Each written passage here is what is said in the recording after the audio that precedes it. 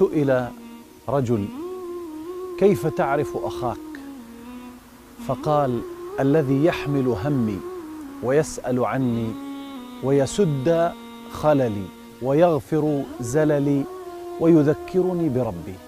فقيل له: وكيف تكافئه؟ قال: أدعو له بظهر الغيب.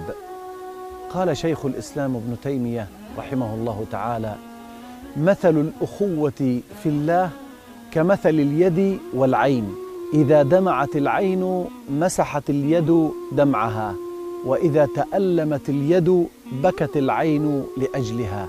قال الحسن البصري رحمه الله تعالى: تواصلوا مع أصحابكم، فالصاحب الوفي مصباح مضيء قد لا تدرك نوره إلا إذا أظلمت بك الدنيا.